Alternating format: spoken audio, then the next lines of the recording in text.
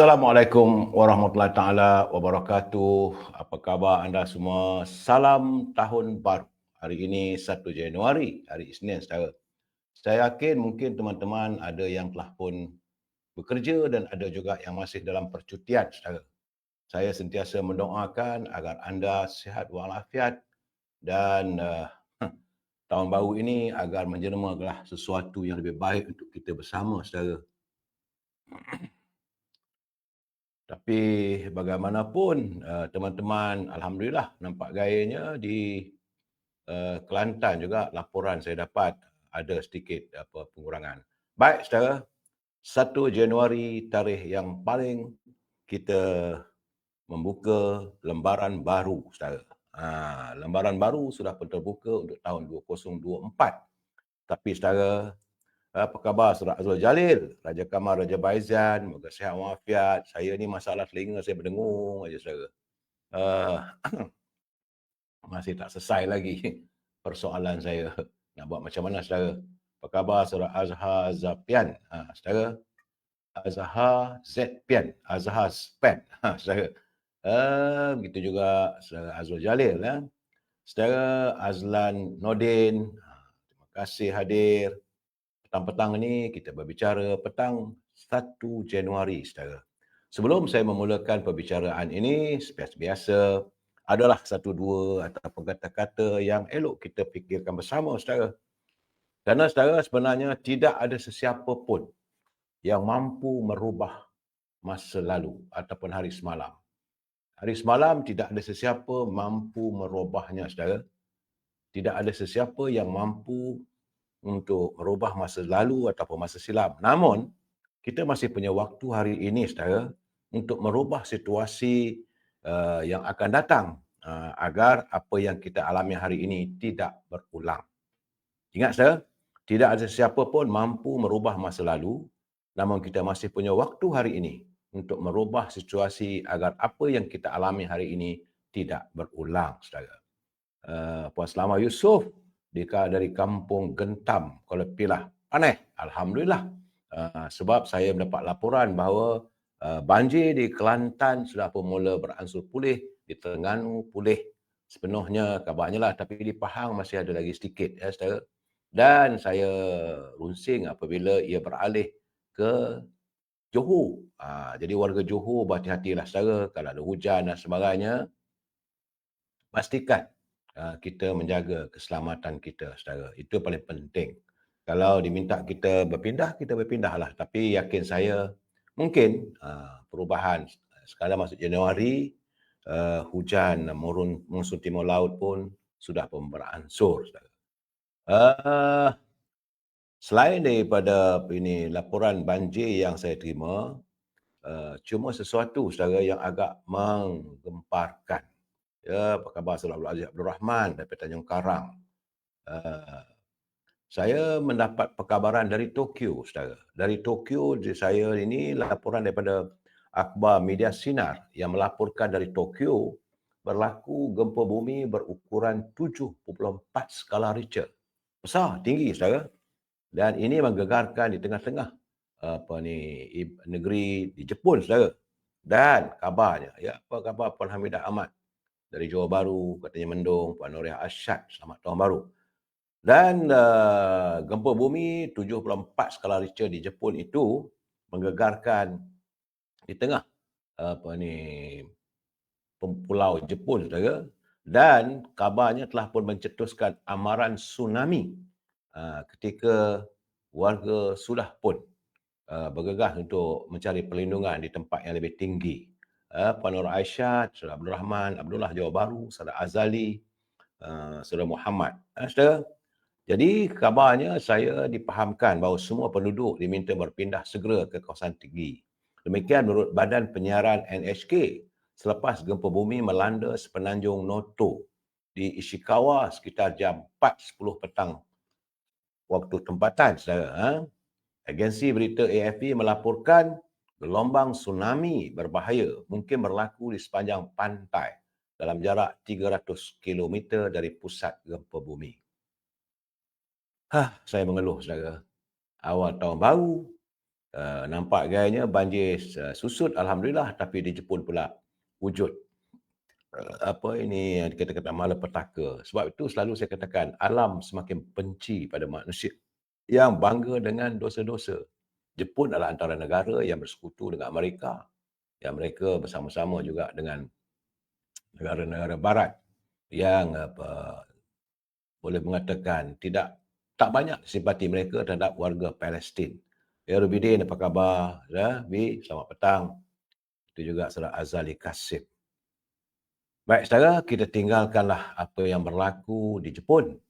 Doa kita agar warga Jepun terselamat atas sifat manusiawi. Kita mendoakan semua warga dunia ini selamat, saudara. Tapi tak tahulah kalau berlaku tsunami. Di Jepun ni selalu bila berlaku tsunami dia tinggi. Dan kerana dia tak jauh daripada kawasan kita, saudara. Dan ini juga boleh mengakibatkan negara kita dalam keadaan yang tak begitu baik. Awal Latif, apa khabar? Happy New Year 2024, Edi Tahir, jeritan batinmu dan bergetaran jiwa. Dia mengerti je katanya. Dayang Seha, selamat petang, segmen petang, imbasan politik dan jeritan batinku. Benar, saudara, saat ini saya akan membaca segmen imbasan politik masa silam. Ini adalah catatan yang saya baca, saudara, tebal bukunya. Sampai rasanya mungkin dalam 3-4 bulan lagi tak selesai lagi mak nak bacanya. Saudara, ini tanggal 10 Januari 1977. Ini catatan diary yang almarhum Yang Mulia Datuk Harun Idris, pejuang bangsa kita, saudara. Katanya pada 10 Januari, makan tengah hari bersama Abdullah di Coliseum Cafe. Jadi Coliseum Cafe di Jalan Tukar Brahman, saudara, memang lama dah. Tapi sekarang dah ada pula di Bencawangan, di Petaling Jaya, saudara. Kerana kata Datuk Harun di sini, lebih 7 tahun saya tidak makan di sini. Duduk bersama adalah Celayah dan Sri Ram, itu peguamnya.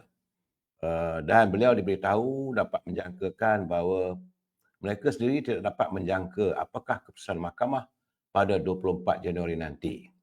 Dan Datuk Harun, di tulis itu saya memanggil ke semua kumpulan 513. Kumpulan 513 untuk mandi tolak bala dan membincangkan perselisihan antara Syuami dan Kadis dan masalah Azhar dengan Dolah. Saya khawatir jika mereka terus bersengketa, akhirnya akan berpecah. Ini tentang bagaimana orang keliling Datuk Harun pun dah mula berpecah. Sebab itu ditulis itu, apabila 7 satria tidak sekata, apa lagi yang boleh diharapkan kecuali menanti kehancuran. Dan Azhar beritahu dia bahawa dia mendapat informasi dari beberapa orang wartawan, katanya.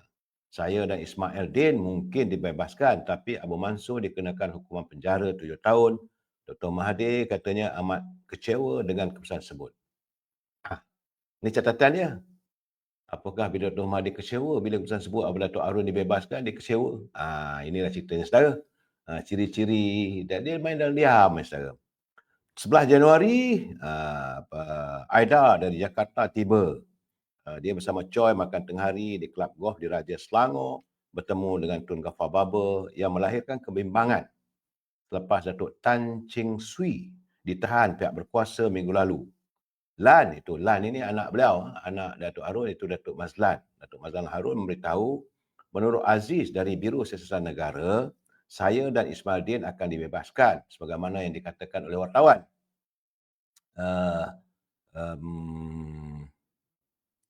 Tetapi Abu Mansur mungkin dijatuhkan hukuman 7 tahun penjara, katanya. Alba mengadakan majlis makan malam meraihkan Dr. Saidi bersama Angkatan Pergerakan Pemuda UMNO dan Tengku Razali Hamzah. Sebelum itu, Patrick Kidd dan isteri dari Radio Australia mengunjungi saya di rumah. Tiba-tiba Aisyah Panjang berhenti kerja. Ini orang gaji dia berhenti pun dijatikkan oleh Datuk Harun, saudara. Pada 12 Januari, Noh dan Major X memberitahu. Ini catatan ini, saudara, kadang-kadang banyak cerita yang kita tak tahu, saudara. Noh dan Major X memberitahu negara diancam bahaya. Kegiatan hadiran tentera komunis disokong oleh puak-puak chauvinis dari Singapura sedang bergerak aktif di Johor. Ketika ini, katanya, pasukan Prisik antara tentera Malaysia sedang menjalani kursus dan latihan di Taiwan. Dan berada di Morib dan berbincang selama 2 jam bersama pegawai daerah Wan Hilal untuk mendapatkan maklum balas dari penduduk dan jawatankuasa kampung berkaitan hal ehwal pembangunan. Dalam keadaan kesukaran begitu pun, saudara, almarhum Datuk Arun masih memikirkan soal rakyatnya, saudara. Tanggal 13 Januari, dia mencatatkan Raja Puan Zarina, iaitu isteri Raja Muda Selangor, membawa hadiah sekembalinya dari lawatan bersama Raja Muda ke Jepun. Kedua mereka amat bersimpati dengan saya. Mungkin Tengku Sulaiman telah menerangkan segalanya kepada mereka. Alias dari kumpulan Straits Times meminta pemuda UMNO tidak menyokong pelantikan Yunus Wahid sebagai pengarah urusan. Mereka berpendapat bahawa Nordin Sopi lebih sesuai dengan punya hubungan baik dengan Perdana Menteri. Dulu secara pelantikan ketua pengarang dan orang-orang yang berada di kedudukan tinggi dalam akhbar Straits Times Bahasa Melayu juga banyak dipengaruhi oleh pimpinan daripada UMNO. Kerana UMNO menguasai saham yang besar dalam Straits Times dan juga urusan, saudara. Malam itu dia mengadakan kenduri dan ingatnya 50 orang jemputan, tapi yang hadir 100 orang. Dan dalam cerita itu dia tulis, tinggal 10 hari lagi menanti hari penentuan. Itu 10 hari lagi keputusan mahkamah. 14 Januari genap setahun pemergian Allahyarham Tun Razak. Dia ingat 14 Januari hari Jumaat genap setahun pemergian Tun Razak. Pemuda UMNO Selangor mengadakan pertemuan dengan Hormat Rafi'i, iaitu yang memangku jawatan Menteri Besar Selangor, dan agar Ahmad Razali dipecat sebagai Setiausaha Perhubungan. Pagi bertandang ke Morib menghadiri kursus pentadbiran pembangunan. 10.30 malam saya diberitahu Alba, saya pada jam 8.30 malam. Sheila memberitahu Alba sedang tenat di Muar. Saya terus memandu kereta melalui Port Dickson dan sampai ke Muar jam 10.30 malam. Itu pada tanggal 14 Januari, saudara. Dan waktulah tarikhnya Allahyarham Tan Sri Jaafar Alba meninggal dunia di Muar, saudara. Dan Datuk Arun dengan Pergerakan Pemuda berusahalah untuk menguruskan agar mayat jenazah Allahyarham dibawa pulang ke Kuala Lumpur. 15 Januari sepanjang hari menguruskan pengkebumian Alba. Saya merasa teruja melihat keadaannya dan kerandanya diusung penuh hormat oleh anggota Pergerakan Pemuda UMNO untuk dibawa dan disemadikan ke makam pahlawan. Jadi Tan Sri Syed Jaafar Alba dimakamkan di makam pahlawan, saudara, di pekarangan Masjid Negara. Semua media menyiarkan berita pulangnya Alba ke pangkuan ilahi. Dalam keadaan begitu, dia mencatat itu, saya mengharapkan andai ditakdirkan ajal saya sampai, biarlah kematian saya diuruskan dengan sederhana dan ringkas. Moga Allah memenuhi impiannya. Memang saudara, sewaktu Allahyarham Datuk Arun meninggal dunia, jenazahnya dikebumikan dengan segera dan tak berapa ramai. Kebetulan waktu itu saya berada di Indonesia, saudara. Malam mengadakan majlis tahlil untuk Alba. Syuami memberi ucapan yang sungguh bersemangat. Turut hadir itu adalah Tengku Razali, Tengku Abdul Rahman, Dr. Mahathir hadir, Ghazali Syafi'i, Sanusi, Khair Johari, Musa dan ramai lagi orang kenamaan. Kecuali Datuk Azmi dan Tun Mustafa berada di Libya. Tanggal 16 Januari, banyak pihak minta saya kembali memimpin Pemuda UMNO. Saya memberitahu mereka hari penentuan D-Day kian hampir. Biarlah kes mahkamah diselesaikan terlebih dahulu dan mendapat restu Perdana Menteri yang akan pulang pada 19 Januari. Jadi Tok Arun ni, saudara, dia tak ada tergopoh apa untuk mengejar jawatan. Bila Pemuda UMNO minta dia bertanding semula jawatan Ketua Pemuda, apabila Allahyarham Tan Sri Jaafar Alba meninggal dunia, mereka mahu beliau memimpin semula Pergerakan Pemuda. Tapi Datuk Arun mengatakan biarlah kesnya diselesaikan. 17 Januari menghadap Sultan Selangor bersama Razak dari Syarikat Gatri berhubung cadangan membina padang golf di Estate Harun di Kelang, dan baginda tuanku bersetuju. Saya tampak catatan begini, saudara, hubungan akrab antara Datuk Arun dengan Istana Selangor begitu akrab, saudara, dengan tuankunya, dengan Raja Muda waktu itu. Raja Muda tentulah Dunia Mulia Sultan Selangor sekarang ni, saudara. 18 Januari sebelum pulang ke Kuala Lumpur, 17 hari bulan juga selepas dia menghadap tuanku, dia pergi ke Johor Bahru dan bermalam di Johor Bahru. Sebelum pulang dia kata, saya melawat makam Habib Hassan Marko dan makan tengah hari di Air Tam. Di sini saya bertemu Haji Azizi Abdul Kadir, iaitu Ketua UMNO Cawangan Air Hitam, sahabat Bang Tambi dan juga Kamarudin, iaitu abang dia lah. Menurutnya ramai orang Johor tahu kisah kematian Alba. Tapi mereka cuma sekadar bercakap saja. Banyak orang mengatakan bahawa Tan Sri Alba ada yang kata kena santau dan sebagainya. Tapi doktor mengesahkan bahawa Tan Sri Jaafar Alba meninggal dunia kerana serangan jantung, saudara. 19 Januari, pertuduhan terhadap Datuk Abu Mansur dipinda dengan ditambah melakukan pecah amanah. Jadi dalam catatan Datuk Arun di sini dia kata amat tidak adil tambahan pertuduhan tersebut dilakukan di saat kami sedang menanti keputusan mahkamah. Lebih menyedihkan, isterinya dalam keadaan sarap mengandung dan dia sendiri menghadapi banyak masalah sejak kami dibicarakan. Kepulangan Tun Sin On dari lawatan ke Libya disambut oleh Barisan Pergerakan Pemuda UMNO. Dia memeluk suami dan mengucapkan terima kasih serta menziarahi makam Tan Sri Jaafar Alba. Pulangannya, dia tercatat di sini, kepulangannya diharap dapat menguraikan pelbagai masalah yang sedang dihadapi sejak kematian Alba. Jadi persoalannya di list itu, mampukah suami menyatukan pemuda UMNO? Sebab itu malam itu dia bertemu dengan Kadir Fazil di rumah Dolah dan memintanya memberikan kerjasama kepada suami. Jadi sebenarnya Datuk Arun ni dia sayang pada semua orang. 20 Januari, hari Khamis, masih ramai mahukan saya memimpin pemuda UMNO. Saya rasa tidak perlu dan belum tiba masanya. Saya berharap dengan memangku jawatan Ketua Pemuda kepada suami memberi peluang padanya untuk lebih baik pada suami untuk bertanding. Saudara. Kerana dengan kedua orang tersebut, dapatlah Azhar, Fahmi, Lan, Kaha, On dan yang lain berada di posisi UMNO Selangor dengan lebih baik. Tanggal 21 Januari bertolak ke Alor bersama dengan Dolah. Saya melihat dalam catatan ini, saudara, antara sahabat karib Datuk Arun yang tidak henti-henti dia mencatatkan nama Abdullah Ismail. Itu mantu orang yang paling setia dengan Datuk Harun.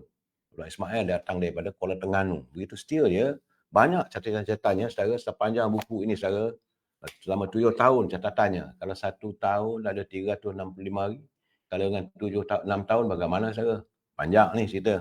Banyak nama-nama Allahyarham Datuk Abdullah Ismail dicatatkan sini.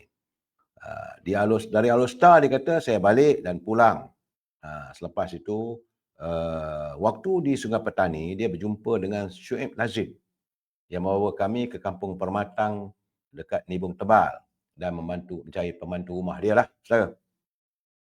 Kemudian Syuib mengundang kami ke pejabatnya di Sungai Petani dan memperkenalkan rakan kongsinya Ah Hong dan seorang lagi lelaki Cina. Jadi reti saudara, berjuang, rakan kongsinya bukan Melayu. Itu catatan saya tak bohong. Ini catatan daripada apa yang ditulis oleh Datuk Arun dalam diarinya. Pada 22 Januari, hari Sabtu, dari Alor Star, dia balik singgah di Pulau Pinang, bertemu Muhammad Maidin dan Yusuf Latif. Datuk Yusuf Latif ini adalah bekas sepotik kepada Ketua Menteri Pulau Pinang yang pertama selepas kemerdekaan. Saudara. Dia kemudian menghadiri pertandingan Goh Persahabatan sempena Hari Jadi Tengku. Dan saya berkunjung ke rumah Tengku, tapi sewaktu saya sampai, saya diberitahu beliau masih tidur. Tengku akan bangun selepas jam 1 tengah hari. Agak menarik juga saudara. Jadi almarhum Tengku Abdul Rahman, dia tidur, dia cuma bangun selepas jam 1 tengah hari. Selalunya, jadi datang dia saudara, selalunya hari Sabtu dan Ahad, beliau bangun lewat sebelum bersiap untuk menyaksikan lumba kuda yang merupakan hobi utamanya dan sudah menjadi darah dagingnya. Ketika pulang ke Kuala Lumpur menaiki pesawat emas, saya bertemu Lim Chong Yu. Sikap Lim Chong Yu katanya sudah berubah. Dan kami berbual panjang sepanjang penerbangan dan Lim Chong Yu mencadangkan agar Malaysia mengadakan hubungan diplomatik dengan Amerika Selatan. Artinya tahun 1977 kita belum ada lagi hubungan diplomatik dengan Amerika Selatan, saudara. Mexico dan sebagainya, saudara. Malah menghadiri kenduri tahlil Allahyarham Alba anjuran UMNO bagian Gombak. Mesti di sebalik kematian Alba menjadi perbualan ramai. tapi tidak disenangi oleh keluarga dan anak-anaknya. Jadi begitulah mulianya hati, warisan Tan Sri Jaafar Albar tidak mahu membicarakan soal punca kematian dan sebagainya. Mereka tak senang bila orang mengatakan isu cerita kononnya disantau dan sebagainya, mereka tak suka dengar. Apabila doktor mengesahkan dia meninggal kerana sakit jantung, itu sajalah mereka menerima saudara. 23 Januari menanti hari penentu atau D-Day. Esok mahkamah akan membuat keputusan. Saya tidak mahu memikirkan sangat soal hari esok. Bukan kerana saya yakin akan dibebaskan, tapi saya merasakan tujuan serta objektif utama itu kumpulan mereka adalah untuk memberitahu dunia mereka berjaya mencapai matlamat menjahanamkan kerjaya politik saya. Saat ini situasi politik negara masih kacau. Ini catatan teguran dan apa ini Datuk Arus. Sebab dia tak mau fikir. Jadi besok, iaitu pada tanggal 24 Januari, dia menanti D-Day, malam tu dia menamatkan malam dia tidur, untuk dia tidur, nak berehat. Besok, dia mau hadir ke mahkamah. Tapi dalam catatan begitu, sebab dia kata dia merasakan, dia kata Datuk Arun, saya merasakan tujuan serta objektif utama kumpulan mereka, kumpulan orang yang membawanya, memfitnahnya sebagai melakukan rasuah dan sebagainya, adalah untuk memberitahu dunia bahawa mereka telah berjaya mencapai matlamat menjahanamkan kerjaya politik saya. Saat ini catatannya situasi politik negara masih kacau. Jadi artinya saudara, dalam bila menatap catatan ini, Datuk Arun secara terus terang, dia menulis, ikhlas. Saya katakan apa yang tulis ini adalah dari diary-nya saya. Bukan saya berbual dan tidak. Ini catatan diary. Selalunya kalau orang menulis dalam diary, itu adalah kebenaran. Bukan dibuat-buat cerita. Kita sambung lagi besoklah saudara. Saya katakan saya akan baca sedikit demi sedikit supaya kita faham kedudukan politik. 1977, UMNO sudah bergolak saudara. Baik saudara, kita masuk bab jeritan batinku. Selepas cerita politik, kita masuklah jeritan batinku saudara. Ini saya terima daripada seorang wanita. Dia asalnya dia mengalami perceraian kali pertama dengan suaminya dan mempunyai seorang anak. Namanya adalah saya panggil singkatannya saudara.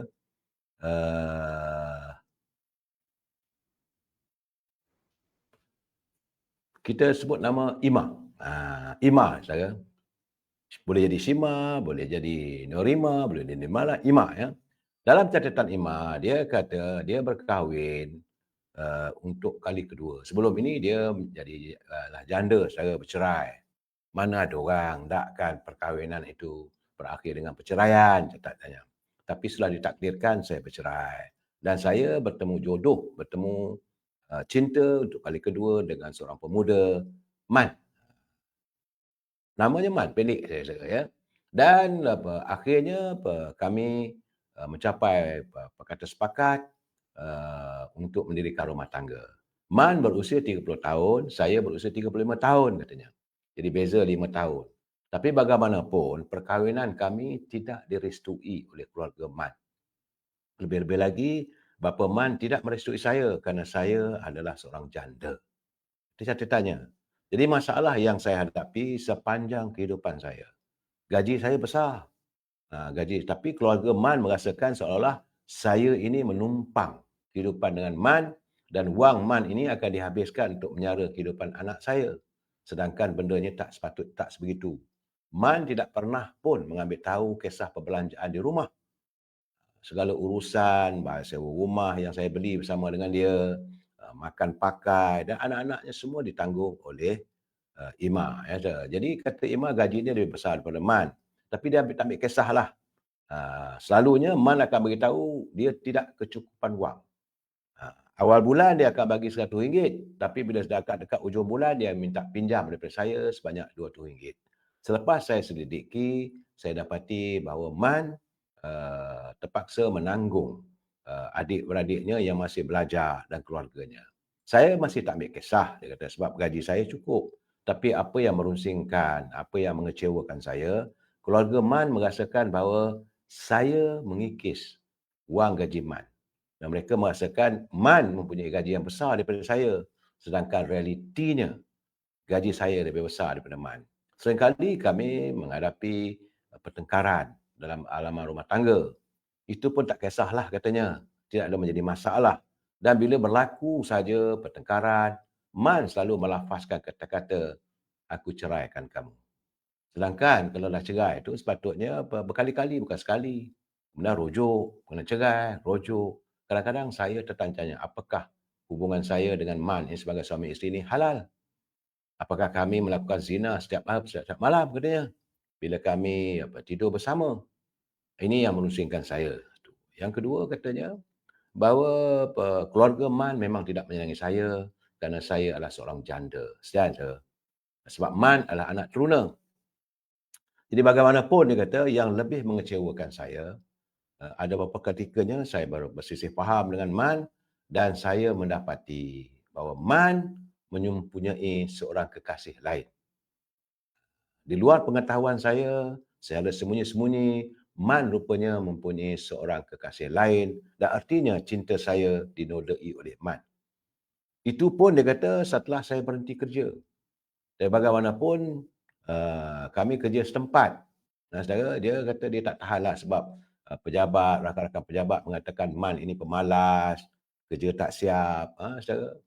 Tapi setelah runsing dengan begitu, dia ambil keputusan, biarlah dia berhenti. Kerana kalau bekerja setempat ni mungkin gamaknya boleh membuatkan Man ini tidak dapat bekerja, memberi tumpuan kerja dengan baik, dia berhenti. Waktu berhenti kerja itulah dia kata keluarga Man menyalahkan saya dan sebagainya. Malahan mereka menuduh saya mengikis harta Man. Akhirnya Man berhenti kerja. Bila Man berhenti kerja, saya dipanggil balik bekerja oleh syarikat tempat saya bekerja. Setara dengan gaji yang lebih lagi. Dan Man setelah berhenti, kemudian dia beritahu bahawa dia mahu pergi ke luar negeri. Saya kata Singapura lah tu gamaknya saudara. Kononnya dengan alasan gaji lebih mahal. Saya tak ambil kisah.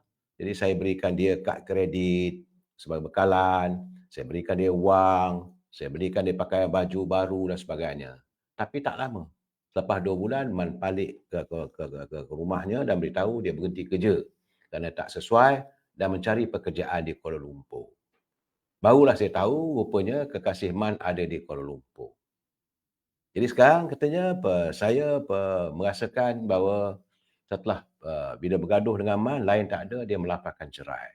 Bila berkali-kali bercerai, akhirnya saya minta supaya Jabatan Agama Islam ataupun pejabat kadi memutuskan bagaimana kedudukan rumah tangga kami. Dan keluarga Man menyalahkan saya, minta segala kos guaman saya tanggung.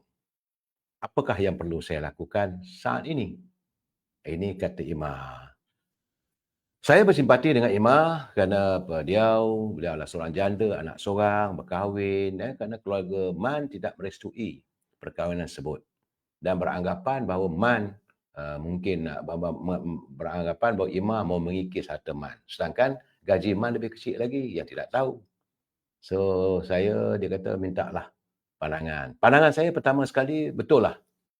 Tindakan Imah bertemu dengan pejabat agama Islam menceritakan semua dan kalau gitu keadaannya. Sebab Man pun sudah pun jatuh hati dengan orang lain secara Salamuddin Pasarat, aku salam, hadirin senalin. Salamuddin Pasarat dia kut terbalik ni, kena rujuk ke mahkamah syariah berkaitan lafaz talak. Betul lah tu. Jadi Dalam Cik ni on the way hantar anak-anak balik ke asrama. Alhamdulillah besok dah start kerja sekolah. Jadi keadaan begini saya merasakan betul lah pandangan saudara Budin. Dia kata kena rujuk ke mahkamah syariah untuk berkaitan dengan lafaz talak. Jadi editor kata, Man, what lah you ni? Good for nothing. Walah, subhanallah. Itulah keadaannya. Apa yang dialami oleh Ima, saya amat bersimpati dan dia terpaksa menguruskan segalanya. Gajinya lebih tinggi daripada Man.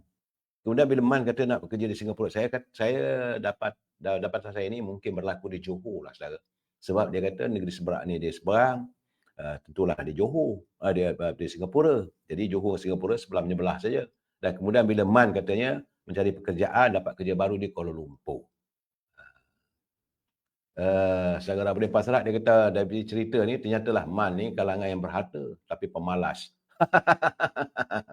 Waalaikumsalam kaki Asnal. Lewatlah. Jadi saya melihat bahawa inilah antara kisah kehidupan apa apa orang kata warna-warni kehidupan.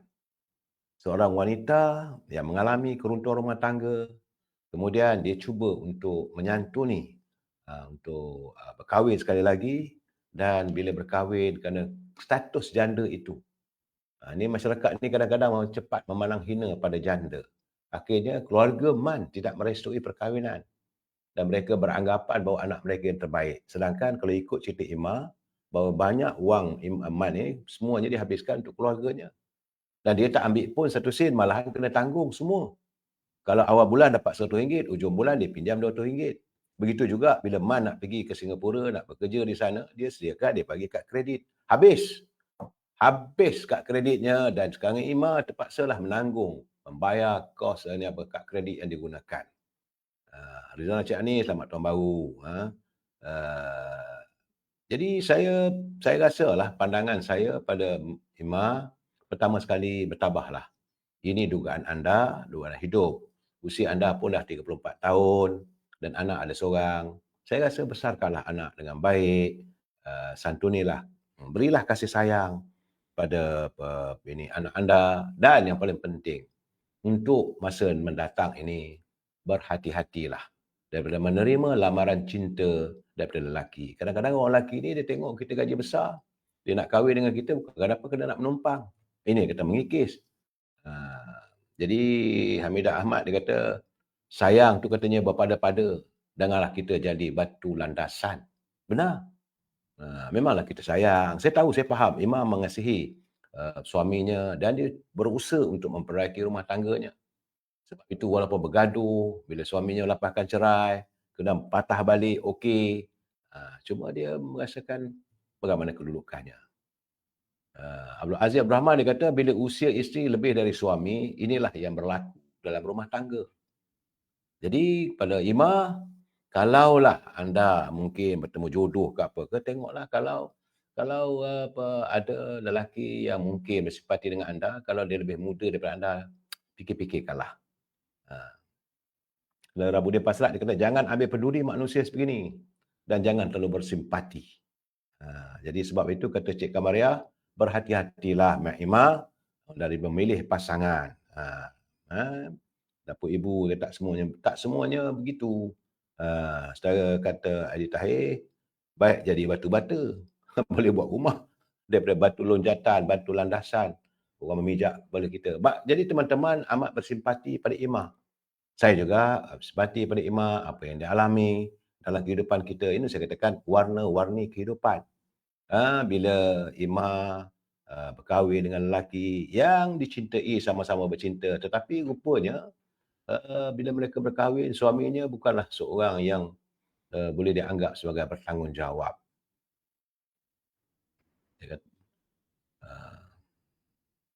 Saya tidak boleh memberi nasihat lebih daripada itu, melainkan saya mengesyorkan agar Ima meneruskanlah perbicaraan di mahkamah, biarlah mahkamah syariah yang menentukan keadaannya. Biarlah mahkamah syariah memanggil Man untuk menyelesaikan soal guaman dan sebagainya.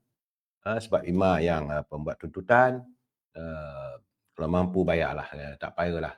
Kalau begitu akhirnya kisah hidup. Sebab Man juga sudah pun mempunyai kekasih barunya di Kuala Lumpur. Itu catatan daripada Ima tadi saya. Selamat petang saudara Puzayah Ismail. Saya melihat bahawa saban hari kita menyaksikan macam-macam peristiwa. Dalam ruangan jeritan batinku, Ima cuma, saya rasa bukan hanya sekadar minta nasihat pada kita, mungkin Ima meluahkan isi hatinya, kehidupannya bagaimana seorang ibu muda. Dia usia 34 tahun, mungkin dia kahwin daripada usia 32 tahun, 31 tahun mungkin. So ibu muda, dia anak seorang yang diceraikan, kemudian bila dia berkahwin, dari awal lagi dia dapat merasakan bahawa dirinya tidak begitu disenangi oleh keluarga suaminya. Tapi dia cuba bertabah, melayani dengan baik, kerana dia mengikut nasihat lah. Sebelum mereka berkahwin telah pun dinasihati oleh pegawai jabatan agama Islam, nyatakan tanggungjawab isteri itu kena patuh pada suami. Cuma dia teringat bahawa katanya seorang suami itu perlu melakukan tugas dan tanggungjawab sebaik mungkin. Sebagai seorang suami, kena jaga hati dan perasaan isteri, jangan curang, kemudian menanggung nafkah zahir dan batin. Itu jadi dia kata apa yang diterima nasihat itu nampaknya tak terjadi. Sebab itu setelah bertahan sekian lama, tambah-tambah lagi apabila mengetahui ialah saudara boleh pasarat. Begitulah semudahnya mereka memperkotak-katikkan tentang lafaz ini, saudara. Itu keadaannya. Dan apa tambah-tambah lagi, bila hadirnya orang ketiga. Saya selalu berkatakan, selalunya kalau rumah tangga ini, bila berantakan, hadir orang ketiga, jawabnya tak ada jalan lain. Itu keadaannya. Dan Nik dia minta, dia kata kalau boleh, semoga dipermudahkanlah segala urusan Ima. Ramai teman-teman Ima bersempati dengan anda, mereka mendoakan agar segala urusan Ima dipermudahkan. Ini awal tahun baru 1 Januari 2024. Anda memasuki alam tahun 2024, bertekadlah.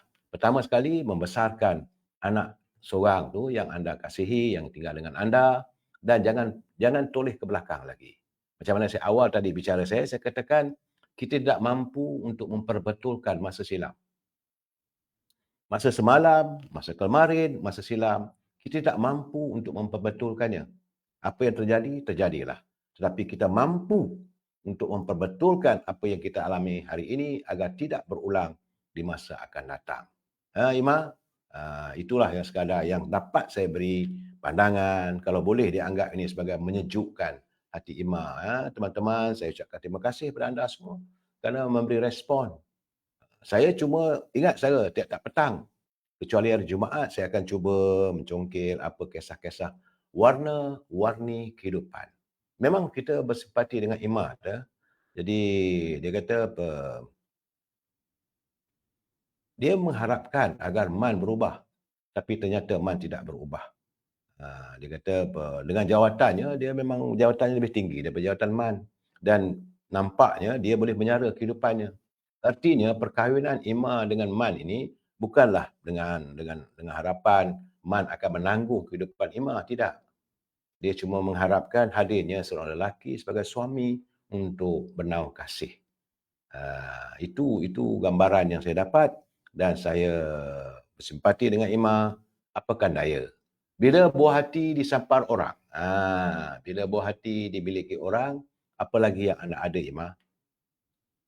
Sekali lagi saya pesan, besarkanlah anak anda dengan penuh kasih sayang dan lihatlah dunia ini dengan hati yang lapang serta berjanjilah untuk sentiasa bersabar, bertabah dengan dugaan. Dan jangan lupa Ima, jangan lupa pada tikar sembahyang, solatlah. Moga Allah SWT memberi petunjuk yang jauh lebih baik. Kerana selalunya derita hari ini bukanlah berartinya kita akan menderita selama-lamanya. Mungkin hari besok ada sesuatu yang lebih baik. Tahun 2024 ini juga memberi sesuatu yang lebih baik. Sebab dia kata bila saya ada, katanya dia sudah pun melihat bahawa rupanya MAN sudah merancang untuk mendirikan rumah tangga dengan gadis di Kuala Lumpur. Sebab itu dia kata 5 bulan kemudian MAN jumpa pegawai kaunseling dan beritahu dia memang berniat menceraikan saya seperti dalam surat sebut. Rupanya ada surat sebelum tu. Saya tak baca habis suratnya gitu. Jadi kan keadaan berlaku yang baik jadikan pedoman, yang buruk itu kata Rabbul Pasarat pada Ima, lupakanlah. Ya, saudara, ini juga saya beri cerita benda ini menjadi pengajaran. Terutama pada para suami yang mendirikan rumah tangga, janganlah kita hancurkan hati isteri kita. Kasihanilah mereka yang mengharapkan anda untuk memayungi kehidupan mereka. Kata dapur ibu, dia kata mungkinlah MAN ni bukan jodoh yang baik buat Emma. Mungkin. Emma juga harus menerima keadaan bahawa MAN bukanlah jodoh yang baik untuk anda. Jadi apa yang akan ditetapkan oleh pegawai di Mahkamah Syariah itu, redalah. Ya, saya sebab dia pernah melaporkan cerai bukan sekali, berkali-kali. Bila bergaduh bercerai, berapa kali nak bercerai. Itu keadaannya. Dan kita tengoklah besok apa cerita besok, saudara. Besok ceritanya, dia kata makin hari makin stres tapi aku tak mau bercerai. Besok. Kisah isteri. Sekali lagi isteri yang tinaya. Kita jumpa lagi besok. Wabillahi taufiq wal hidayah. Assalamualaikum warahmatullahi taala wabarakatuh. Malam ini saya jangan lupa jam 9.30 malam saya mengundang Presiden Angkasa, iaitu pengurusi atau Presiden Koperasi Malaysia. Ini dalam usaha kita untuk menambah pendapatan. Jumpa kita jam 9.30 malam nanti. Mungkin kalau anda ada persoalan, hantarkan, bolehlah saya bertanya pada mereka. Di Tahir? Di Tahir kata betul, bukan jodoh tapi bu. Jumpa lagi. Wabillahi taufiq wal hidayah. Assalamualaikum warahmatullahi wabarakatuh. Selamat berbahagia, selamat tahun baru. Terima kasih.